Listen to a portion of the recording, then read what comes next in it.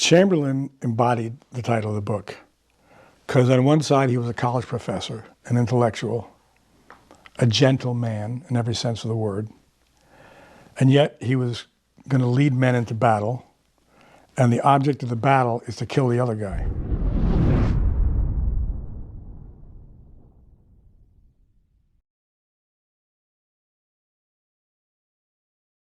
Now, Chamberlain was a very demanding role to cast because he embodied in his persona the title of the book.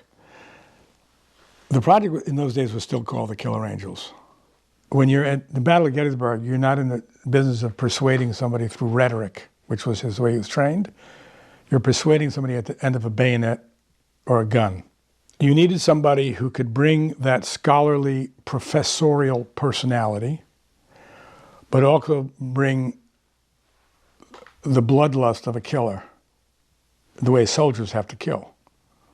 They're not killing because they want to, or if they enjoy it. I mean, there are sadists in all wars, but that wasn't Chamberlain. It wasn't my father in World War II. My father went in World War II. He was a gentleman too. I have his books. So that was Chamberlain.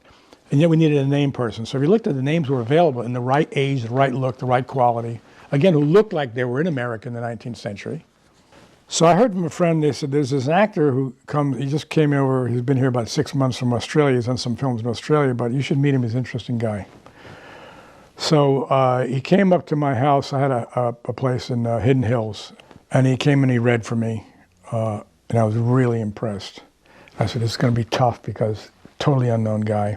Never done any work in the United States, but this is my Chamberlain. So I said, listen, you need to come back in a few days, learn these two soliloquies. As we know, there are soliloquies in my movies as part of the tradition, the classical tradition, which some people don't like. Oh, a guy gives a whole speech, there's always a snide comment, like, even the dogs have speeches in Ron Maxwell's film, or the horse had a speech. Or I read all the the jokes, but again, it's deliberate, it's conscious, and it derives from the material, it derives from the characters. In the case of Gettysburg, which, as we know, really adheres very closely to the novel, Gods and Generals doesn't. It takes enormous liberties from the novels, but Gettysburg adheres very closely to it, and the second main. The speech of the second Maine is verbatim as Michael Schauer wrote it. Now there are other speeches in Gettysburg which I wrote, which are not in the book, like when Armistead is talking to Fremantle before Pickett's charge. That's not in the book. That's my addition. And there's a few like that, so there's both. So I told this actor, I need you to, these two scenes, the scene when he talks to the second Maine, and the scene when he's talking to Kilrain. I think it was the scene when he's talking to Kilrain about slavery, and about looking into the eye of a person, you see there's a man, there's a spark, there's a man. I said, I need you to do those, come back, I'm going to film you the way we're filming now, and I'm going to get a blue uniform for you. We're going to do a screen test, because they want me to have a name, and I'm going to get blowback, so I got to show them what up. So a few days later he came back, and I had my little video camera back in the day with a little videotape in it, before digital, and in my backyard, I did the screen test. So I brought it in to the head of production at the time at TNT. Remember, this is when we thought we were making a miniseries, not a movie. His name was Alan Sabinson. And I showed him the video. He said, why are you showing me this? I said, well, look, it speaks for itself. He said, I told you I want a name for this, so why are you wasting my time? I said, why do we need to keep looking? This is Chamberlain. We need a name for Chamberlain. Now, I found it strange at the time because we weren't making a theatrical film. A theatrical film, you need names to open the first weekend. But when you're doing something for a television miniseries, yeah, you need names, but you're not at risk the way you are when you're doing a theatrical film. But I'm not going to argue with him. So I called back his agent, who was at the time at CAI. I think it's still the same agent. And I explained the situation. I said, but wait, hang in with me. I'm not going to give up on this. So a few more weeks went by. I didn't see anybody else for Chamberlain. And I kept on looking for Buford. I had a meeting with Tom Berenger about playing Longstreet. I kept on looking for Lees. And I kept him with the other casting. A couple of weeks went by, and Saban said, "What's going on with Chamberlain?" I said, "Well, you know, I've thought about it. I've looked around. I think we should really consider this guy." And he said to me, "If you mention his name one more time, I am canceling this picture." Now remember, I didn't know, I couldn't get the phone to with Ted Turner, so I thought that could be serious. And after 15 years, however long it was at that point, 13, 12 years, I wouldn't have a project. So he just, so you mention his name one more time, I'm canceling the picture. The name of that actor was Russell Crowe. I can't tell you how typical this is. Let the story speak for itself about how smart some of these production executives are. This is the life of a filmmaker. Well, okay, it worked out, because then I was forced to keep looking. And anyway, I called back his agent, Mr. Freeman, and I said, "I'm sorry this didn't work out, you know, but I tried." I told him what I just told you. I said, "If I bring his name up, they're going to cancel the project." Oh boy! Then about a few months later, he went on to start his Hollywood career, and the rest is, as we say, history. So Jeff Daniels' name came up in the conversation as being in that rarefied group who has the gravitas, all these qualities I'm talking about. But he had just come off a couple of big movies where he was already a big star and getting bigger. He was just what they wanted at TNT, that kind of name. So we got in touch with him. We sent him the script, and the word came back. He really was interested and wanted to do it, but he wanted to have a meeting. So it's a mutually subject to a meeting is how it goes. He's not going to read for me. He's not going to audition. And by coincidence, I had seen him on stage because he did work for the Circle Rep in New York, and I had seen him in plays when I was working at NET in the 1970s. He was in a play or two, I think, by Lanford Wilson, if my memory serves me right. And he still had a theater company outside of Detroit. So we arranged for me to meet him at his theater company. So I was going to see his play that he had directed, a new play he directed, and then afterwards we were going to go have a beer together. So I saw the play, and then we went to a local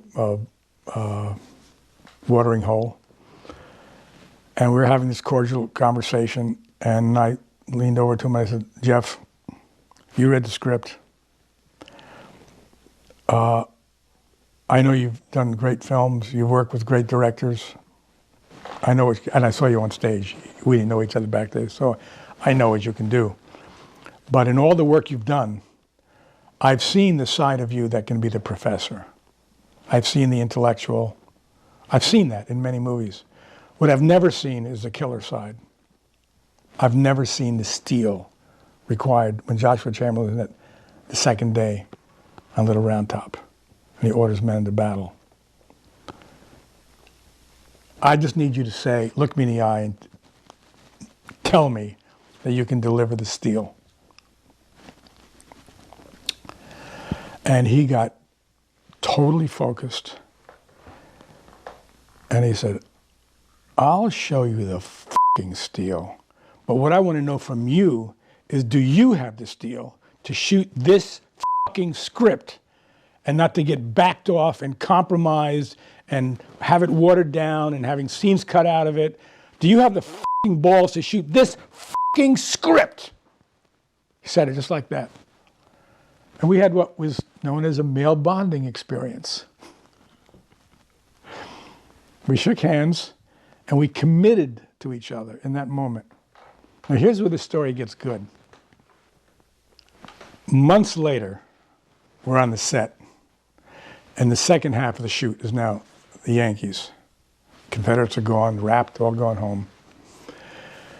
And we get out to the scene, the second main scene, when he's delivering the speech to the second main mutineers. And the light's low. It's like, we like the light low because it's beautiful light, backlit. And we shoot it. And when you talk about this cast we had, whether you're talking about Jeff Daniels or Tom Berenger or any of the actors we had in any of these Civil War movies, these people are at the top of their game. These are great actors. So you're never in the realm of right and wrong, good and bad. You're here. You're professionally competent, very good, to inspired. So what I'm looking for is inspired. I don't want just professionally good, competent. I want inspired. And they're all capable of it if the stars line up right. And so I have a very, very high bar when I'm shooting, especially those scenes, the scenes like this. I hope the high bar is all the time, action, whatever it is, but it's especially high in those scenes. When Chamberlain's talking to Kilrain about slavery, when Chamberlain is talking to the Second Maine about their mutiny, it's the heart and soul of the movie. You not only do you have to get it right, you got to hit it out of the park. So take one was very good. Then I never give actors directions like, even as loud as we're talking now. I get right up close and I'm almost whispering to them because it's so intimate what you're talking about. You're talking about such fragile parts of the human psyche that you want to do something that opens them up, not closes them down. So if you talk loud so everybody in the crew can hear it, you're going to create a human being to be defensive. It's the last thing in the world I want them to be. I don't want them being defensive. They're not performing for the crew or the cameraman or for the script girl. I want them to be the person, the role. I want them to be in the 1860s. So I go up and whisper, talk, and we can make a short brief. And these actors are so good, 1 or 2 words is all you have to say. They get it. So basically what I told them is we need to go again. Because we didn't hit this point, we didn't hit that point. I mean, it's not that he missed anything, but there's more there. You can't leave anything on the table when you get to these scenes. And these actors can do it. And when you tell them that, they soar. That's what they want to hear. They don't want to hear, oh, wonderful, pat on the back, that's great, next scene. They know better. Jeff Daniels had already worked with great directors by this time. Their standards are high. So we did it again. Also very good. But the light was now low. We couldn't go a third time. I knew we didn't get it. I knew we didn't get where I wanted. So I said, Jeff, we need to go again. We got to wait till tomorrow, 24 hours later, late in the afternoon. And he understood. I wasn't telling him you're not good enough. He understood. We didn't nail it. So we wrapped for the day, and I went to my producer partners, Mukti and Bob, and I said, we got to put this back in the schedule for tomorrow and then readjust the schedule. And they were all scared to death about losing a half a day on the schedule. And again, I'm aware of the schedule, but I'm not obsessed by it. You can't be driven by it. So they said it was a bad idea. They said, well, let's look at the dailies before we make that decision. I said, we don't have time to look at the dailies. And anyway, I said, I don't need to look at the dailies. I was there. I'm telling you, I'm the director. We need to go again. We don't need to look at the dailies. If you look at the dailies, you'll see a very good performance, but it's not the performance I want. So they're pushing me back. So there was another representative of TNT on the set, the corporate guy, the business guy, and he said, I'm putting my foot down. We can't add a half a day to the schedule. So I went to Jeff. I called Jeff Daniels and Kevin Conway, who played Kilrain, and C. Thomas Howell, who played his brother, into the motorhome. I told them what was going on. And I said, this is not acceptable to me. Is it acceptable to you? They just wanted to wrap it. No, we have it. They said, we have it. So Jeff said, well, call them into my motorhome.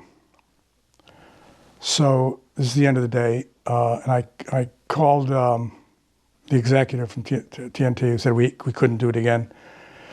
Into the motorhome with me, Jeff Daniels, Kevin Conway, and C. Thomas Howell. And Jeff Daniels said, I have a contract that I signed. It's sitting in my agent's office in Los Angeles. And it said that I would shoot this script with this director. So if we don't reschedule this scene tomorrow, I'll be on a plane first thing in the morning back to Los Angeles. Kevin Conway said, I'll be in my car going back to New York. And C. Thomas Howell said, and I'll be on a plane going to Los Angeles. So let us know what you want to do. That executive had a screaming fit. He was throwing things around in the motorhome. breaking things. They just sat calmly. And then he finally left. And then the word came back, we were going to shoot the scene next day. And I tell this story because we went back the next day, and on the very first take, Jeff Daniels nailed it. And that's the take that's in the movie. And we didn't go over schedule. We finished the movie on the end of the 62nd day. So Jeff Daniel came through with his part of the bargain we made in Ann Arbor, and so did I.